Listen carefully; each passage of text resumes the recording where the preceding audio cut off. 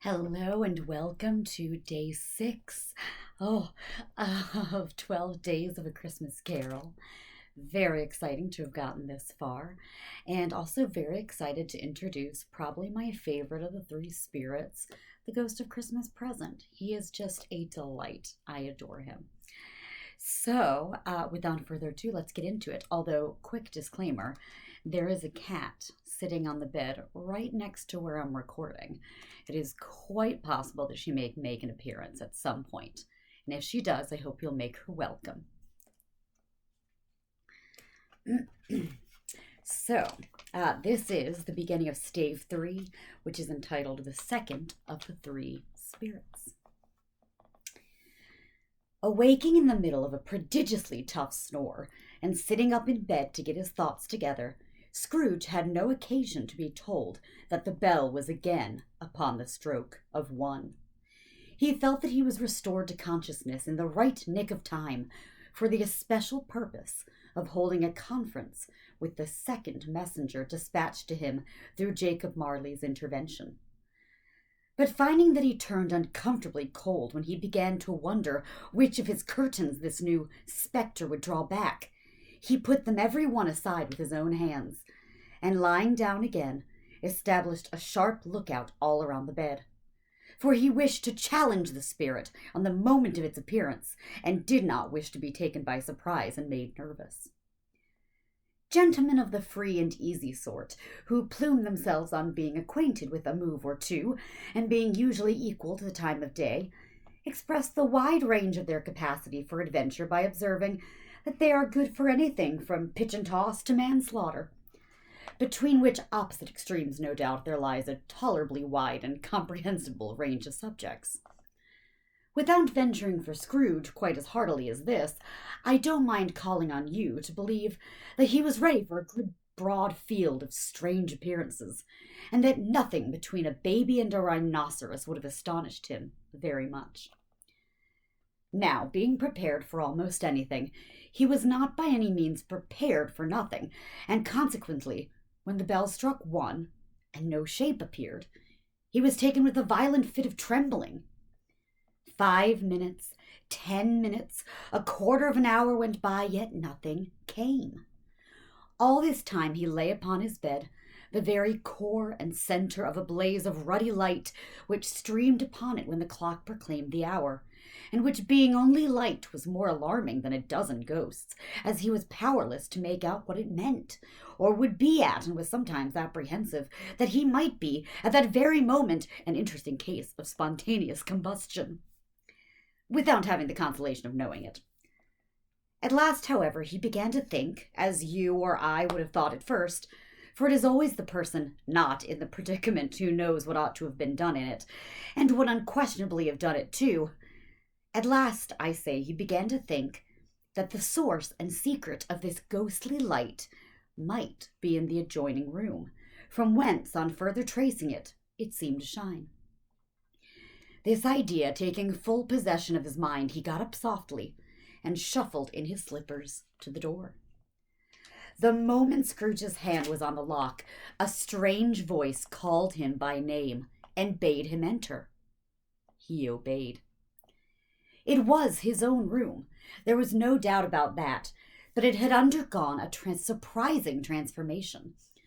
The walls and ceiling were so hung with living green that it looked a perfect grove, from every part of which bright, gleaming berries glistened.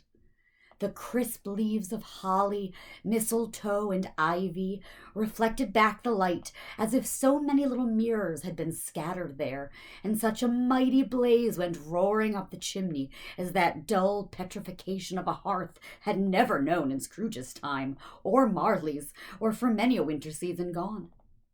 Heaped up on the floor to form a kind of throne were turkeys, geese, game, poultry, brawn, great joints of meat, sucking pigs, long wreaths of sausages, mince pies, plum puddings, barrels of oysters, red-hot chestnuts, cherry-cheeked apples, juicy oranges, luscious pears, immense 12th cakes, and seething bowls of punch. that made the chamber dim with their delicious steam. In easy state upon this couch there sat a jolly giant, glorious to see, who bore a glowing torch, in shape not unlike Plenty's horn, and held it up, high up, to shed its light on Scrooge as he came peeping round the door. "Come in!" exclaimed the ghost. "Come in and know me better, man!" Scrooge entered timidly and hung his head before this spirit. He was not the dogged Scrooge he had been, and though the spirit's eyes were clear and kind, he did not like to meet them. "I am the ghost of Christmas present," said the ghost. "Look upon me!" Scrooge reverently did so. It was clothed in one simple deep green robe or mantle, bordered with white fur. This garment hung so loosely on the figure that its capacious breast was bare, as if disdaining to be warded or concealed by any artifice. Its feet, observable beneath the ample folds of the garment, were also bare, and on its head it wore no other covering than a holly wreath, set here and there with shining icicles.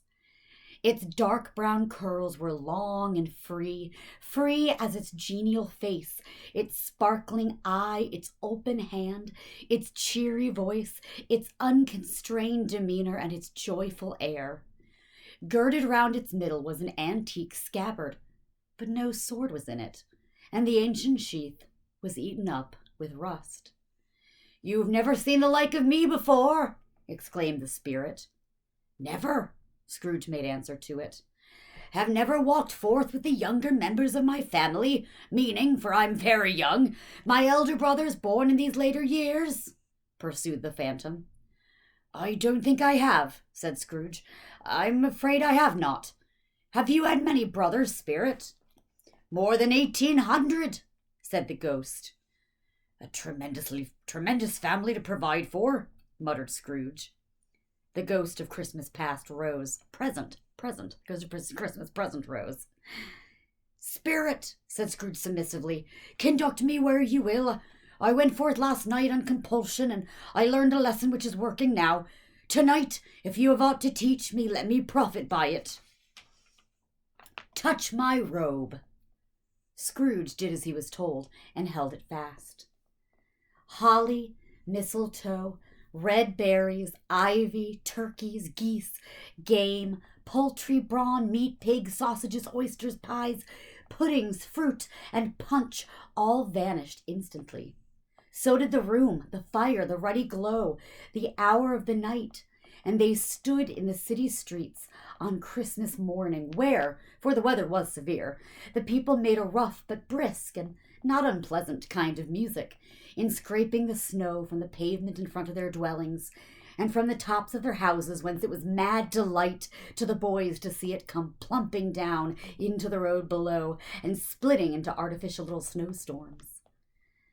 The house fronts looked black enough, and the windows blacker, contrasting with the smooth white sheet of snow upon the roofs, and with the dirtier snow upon the ground, which last deposit had been ploughed up in deep furrows by the heavy wheels of carts and wagons, furrows that crossed and recrossed each other hundreds of times, where the great streets branched off and made intricate channels, hard to trace in the thick yellow mud and icy water.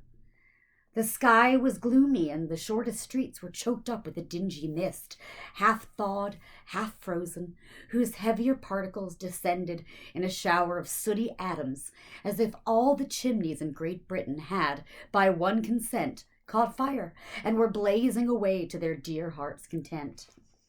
There was nothing very cheerful in the climate or the town, and yet there was an air of cheerfulness abroad that the clearest summer air and brightest summer sun might have endeavored to diffuse in vain. For the people who were shoveling away on the housetops were jovial and full of glee, calling out to one another from the parapets, and now and then exchanging a facetious snowball, better-natured missile far than many a wordy jest, laughing heartily if it went right, and not less heartily if it went wrong.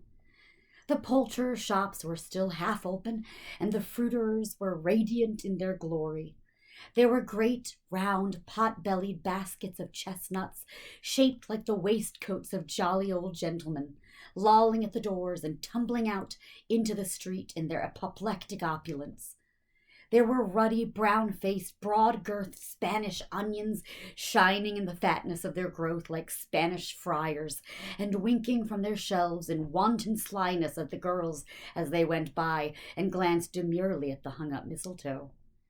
There were pears and apples, clustered high in blooming pyramids. There were bunches of grapes, made in the shopkeeper's benevolence to dangle from conspicuous hooks that people's mouths might water gratis as they passed. There were piles of filberts, mossy and brown, recalling in their fragrance ancient walks among the woods and pleasant shufflings ankle-deep through withered leaves. There were Norfolk biffins, squab and swarthy, setting off the yellow of the oranges and lemons, and in the great compactness of their juicy persons, urgently entreating and beseeching to be carried home in paper bags and eaten after dinner.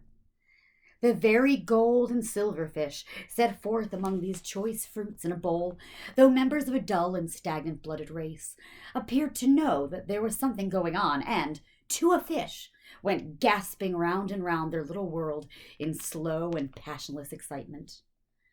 The grocers, oh, the grocers, nearly closed with perhaps 2 shutters down, or 1, but through those gaps, such glimpses.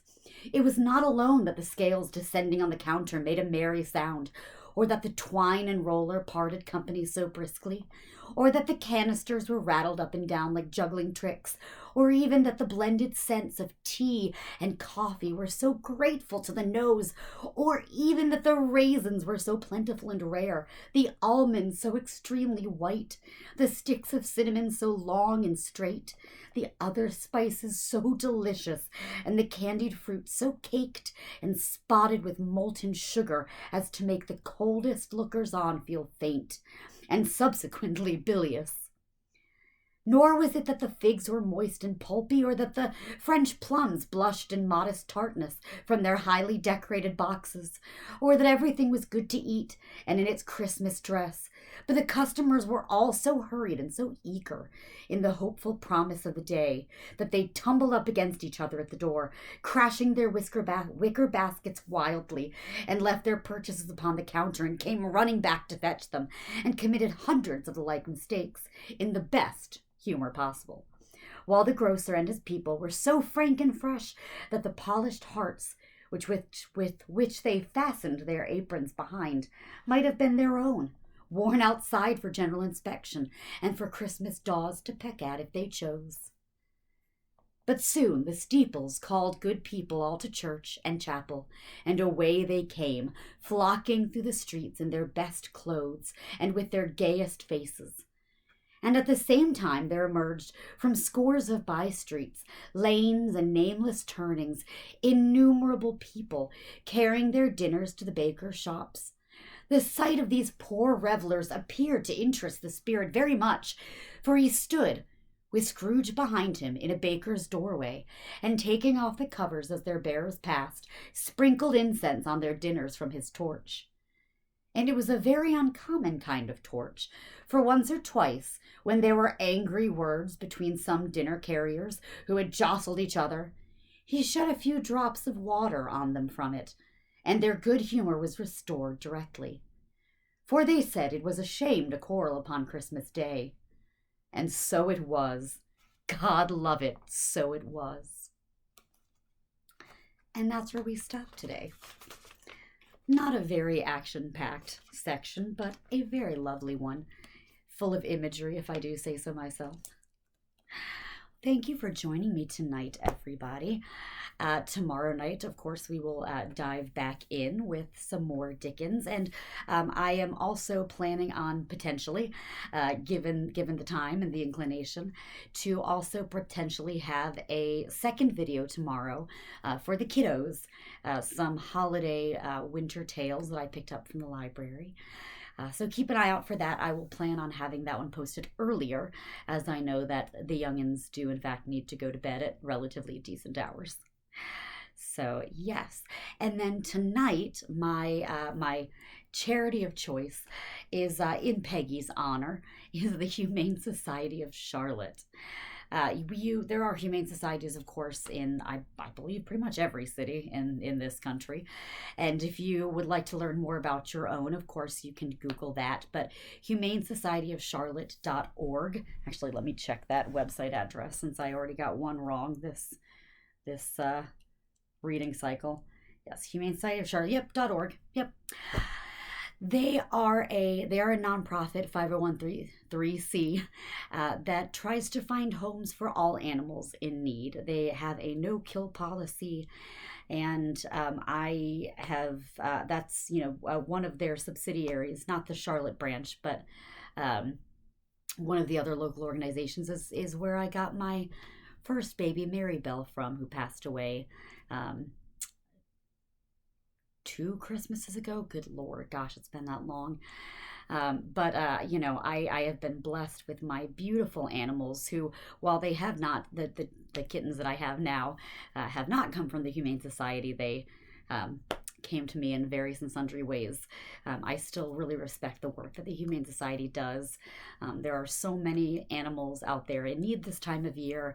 So if you're looking for more information, if you might like to adopt, want to volunteer your time, or donate a bit to their cause, you can go to humanesocietyofcharlotte.org, or as I said, you can look up the Humane Society that is closer to your own area. So yeah, Peggy, do you want to say goodnight to everybody? Come here, love. Oh, oh.